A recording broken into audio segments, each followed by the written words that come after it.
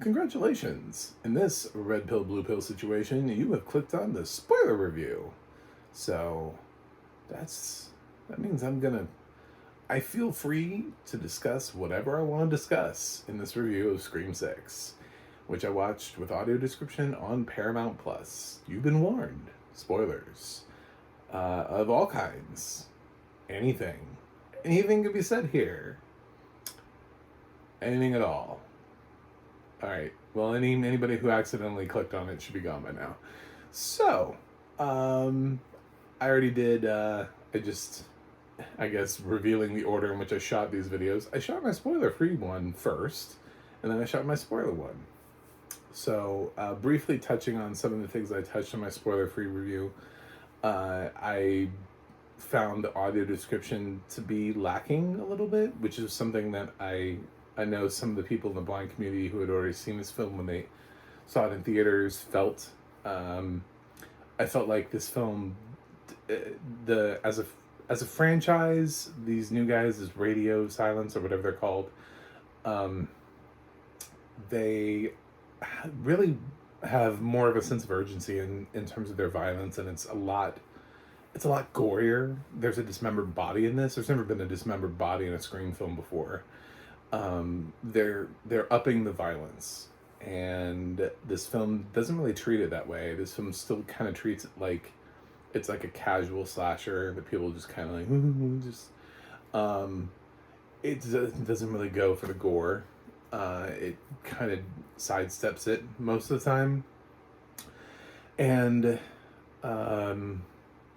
also there's scenes like the scene with the masks when the kids are on the subway for Halloween. Also, missed opportunity. Why did we have a film set at Halloween that we didn't release at Halloween? Anyway, missed opportunity. But they're all wearing Halloween masks, and there are some people who are wearing Ghostface masks, which is like if in the real world, if people were wearing Jeffrey Dahmer masks, like, I mean, he is a real people died because of Ghostface. Generally, when you dress up like somebody for Halloween, you see people dressing up as like fictitious characters that didn't really kill anybody. So the fact that so many people are obsessed with Ghostface is very odd. It's like, who are you dressed up for as Halloween? Oh, Jim Jones. Cool. You know, it's we just don't deal with that kind of stuff. So, but the audio description only references the Ghostface, and I've been told that there are multiple obvious references. If I could still see, I would see, you know, like Michael Myers and Jason and people like that. But unfortunately, I can't. So the only reference I get is Ghostface. It's the same thing that happened like with Rescue Rangers, where they aggressively tried not to mention any of the cameos that all of the sighted people got to see, but all of us blind people, we just got fucked in the ass. So that was fun. Disney did that to us. And Scream kind of does that here too. They're like, oh, look at this cool thing, guys. And so all of the complaints about the audio description are valid, but they're not necessarily the narrator's fault. I know a lot of times the studios contractually tell the narrators what they can and can't reference in the film. So I don't know that Paramount didn't say, you can't say this in the narration. It can't be a rights issue thing, because narration is just supposed to bridge the gap. It's an accessibility tool. If you know, so I never really understand why these decisions are made. They don't make sense to me. Anyway, so that's that. The other big thing I really want to talk about is stabbing. Okay, so we really need to sit these guys down. If they're going to continue on with the Scream franchise, we have to sit down and talk about stabbing. Yes, yes, some people have been stabbed in other Scream films, and they've gotten up and walked away. It's getting a little nuts. It's getting a little bit much. First of all, I didn't even realize Chad survived Scream 5.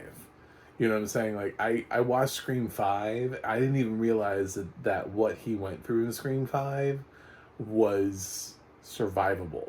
But he's back in this one. And so is Mindy.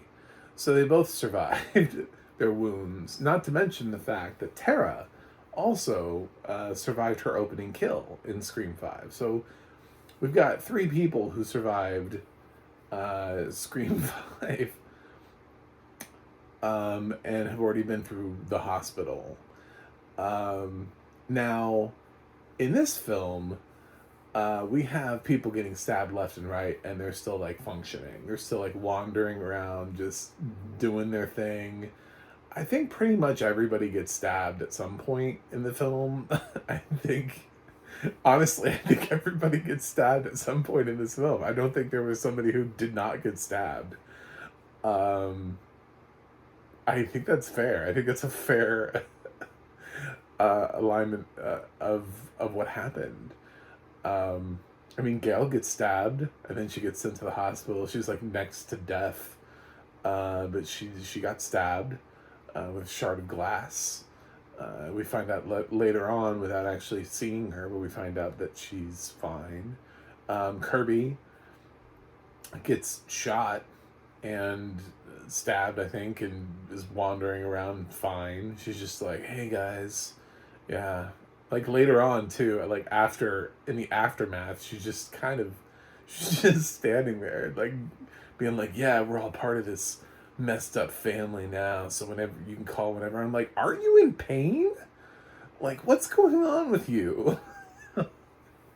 I mean, like they find, at least when they find Chad, he's like, they have to put like an oxygen mask on him because at least Chad has been, screwed with so much. But meanwhile, Tara, not Tara, Mindy, who had her subway scene where she gets stabbed, and Ethan leaves her on the platform.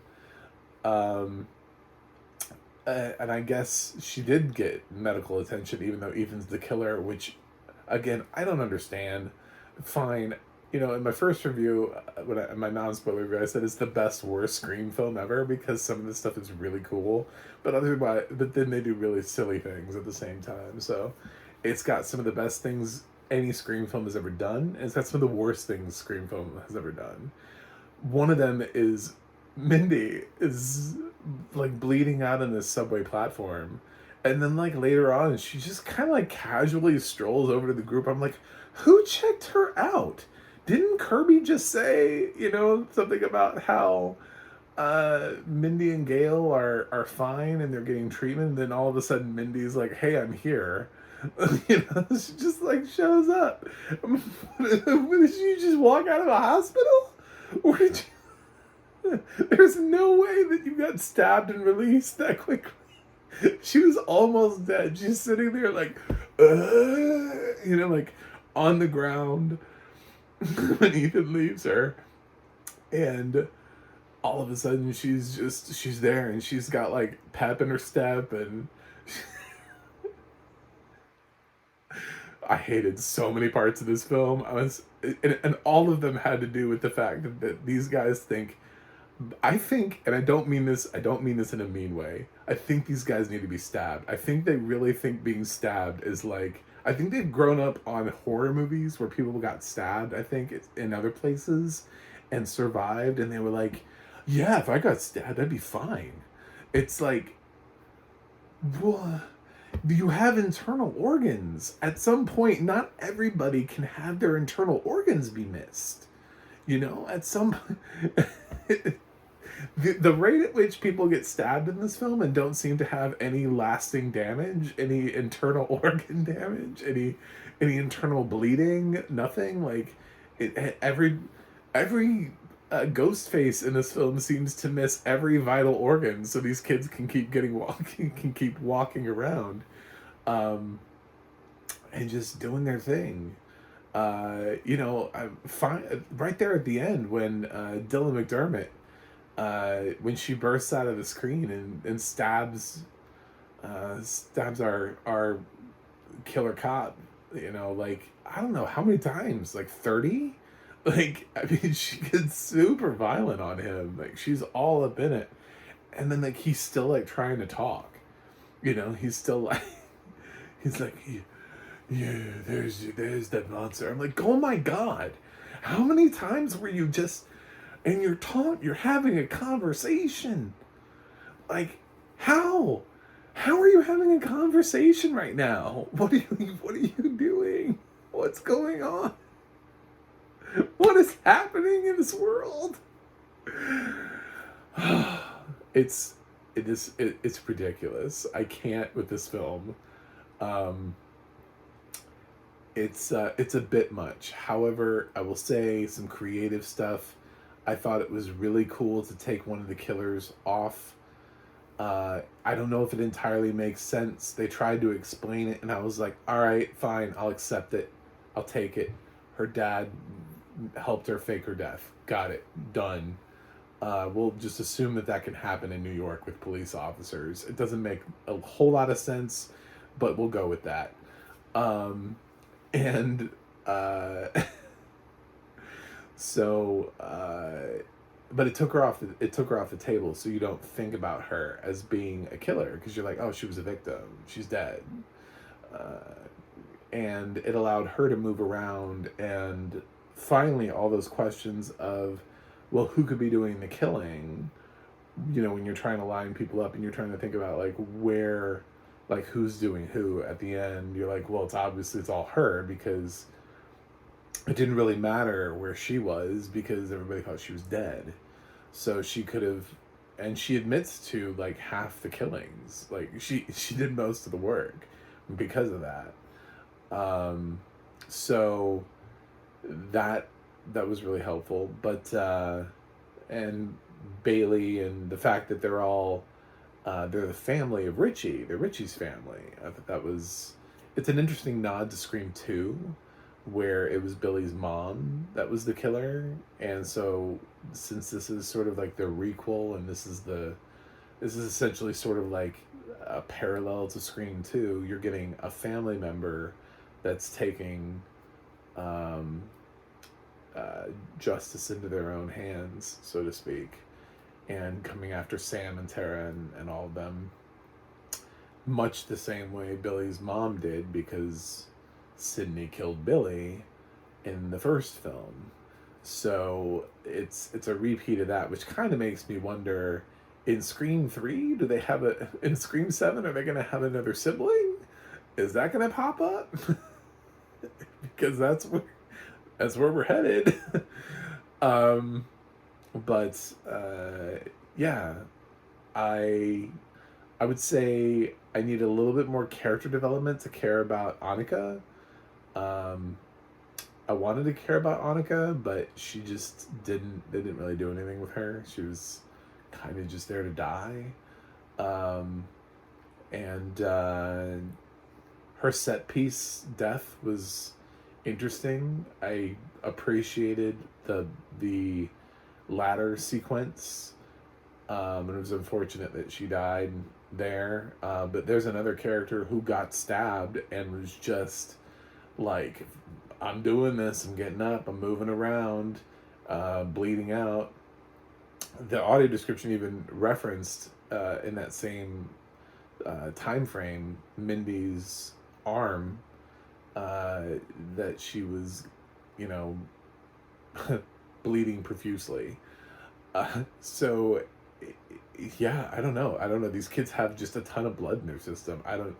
I assume they don't have internal organs, and that's got to be the only answer we have for this, is that the core four don't have internal organs anymore.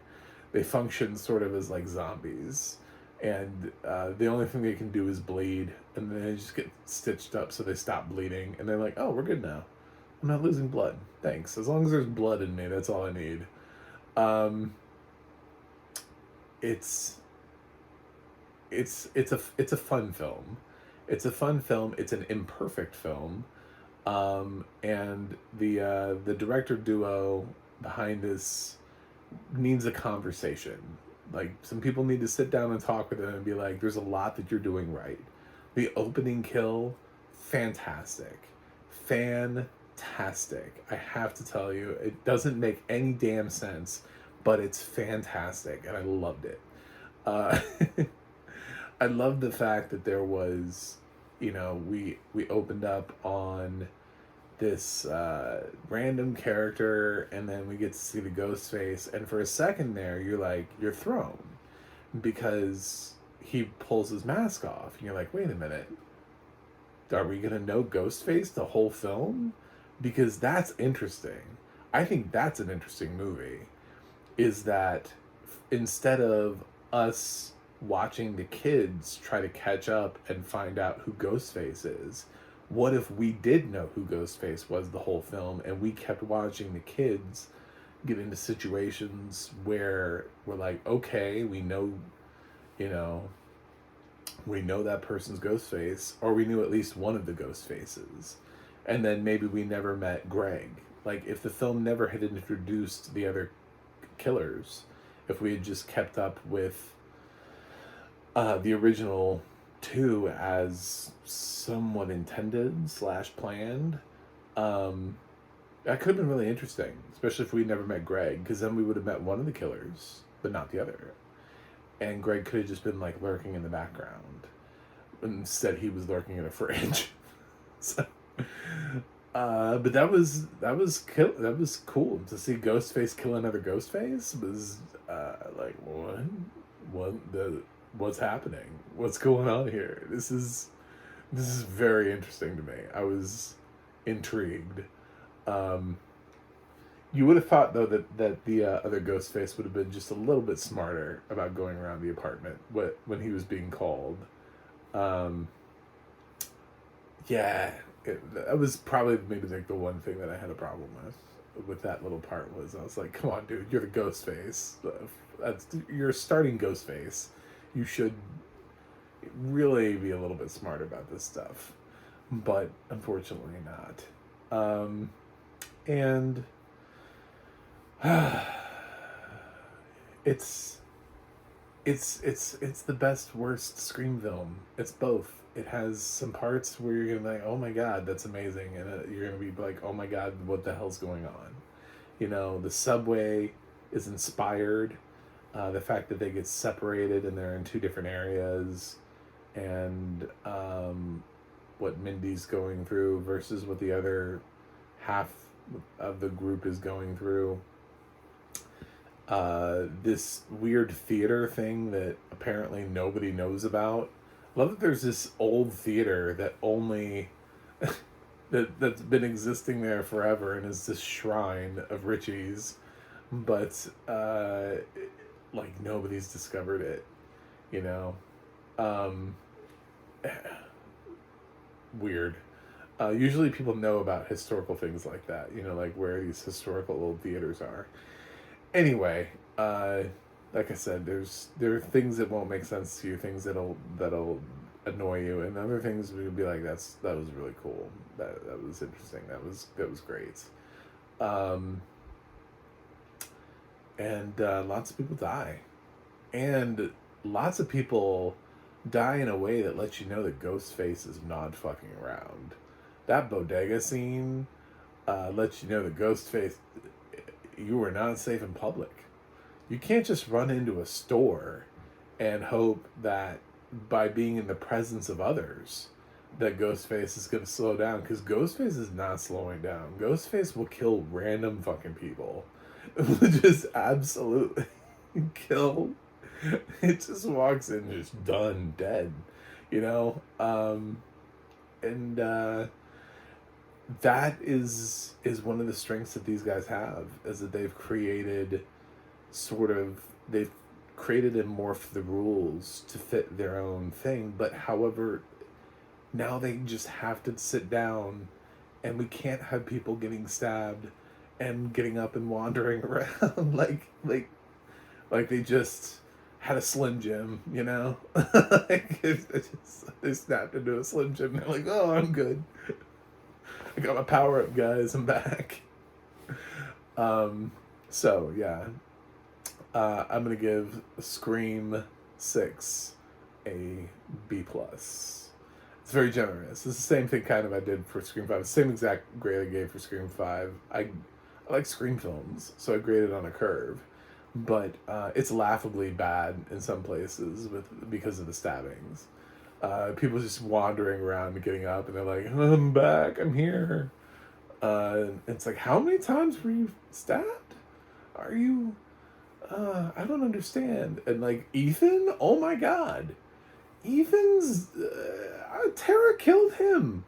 What the fuck was he doing coming back into the... I know we always have like one of those scenes where it's like the killer, they always come back, and I was like, nobody can come back, and then lo and behold, Ethan wanders in the room, and I was like, he had a knife in his throat, down his mouth, that Tara twisted around.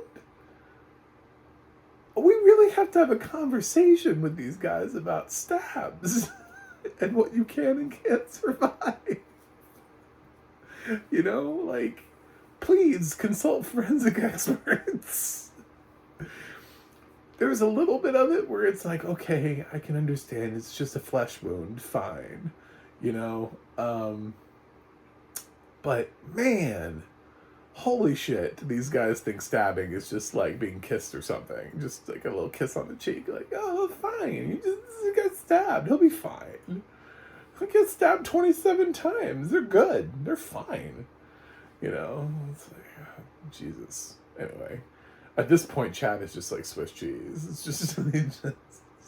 I'm sure the doctors would looked at him and they were like, how many times have you stabbed before? My God. Like, can't wait to see him come back for Scream. I want to see him take off his shirt and just show all of his scars. Anyway, yeah, so thanks for watching, thanks for subscribing, and that's it. That's my Scream 6 thoughts. I could probably talk about this film for 5 hours. It's just not fair. So,